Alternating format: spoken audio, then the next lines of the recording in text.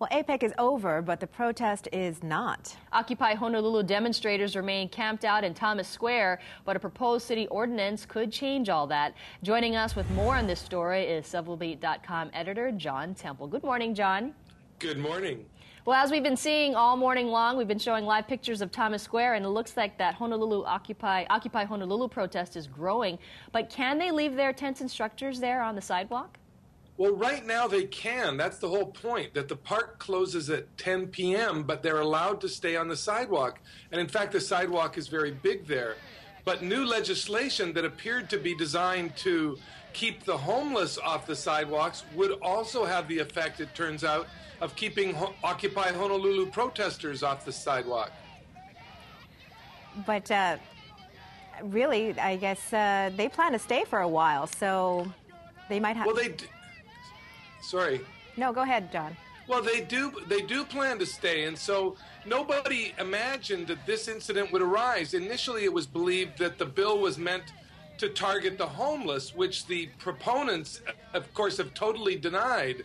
But then, since APEC and the Occupy movement moved into Thomas Square Park, the APEC protesters saw that the very law designed to hit the homeless could hit them, and especially it became especially important in light of what happened in New York, where they cleared the park in New York this week. And John, another big issue that Civil Beat is covering is the teachers' complaints against the Labor Board. What's the latest on that?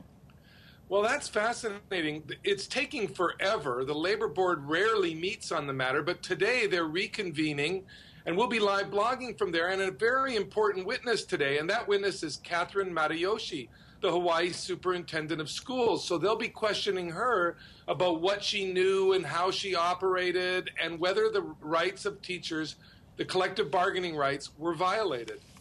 Well, that should be a real interesting blog. But, you know, we also wanted to talk about something else that we're seeing on Civil Beat this morning, something about shark repellents, and will it actually work? Yeah, that's a very strange story where a local surfer has invented an electronic device that would allegedly shock the shark and deter it from an attack.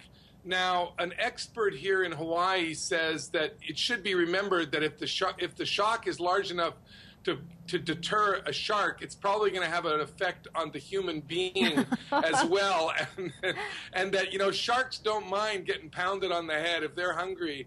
So I think there was a lot of skepticism, but it is kind of interesting that a local surfer has come up with a special electronic deterrent for sharks. Yeah, and it is pretty pricey, so it's interesting to see if any surfers will actually wear it in the water because, you know, there's thousands of surfers in the water all the time and very few shark attacks. So we'll definitely have to monitor that story. John Temple, great point. Thank you.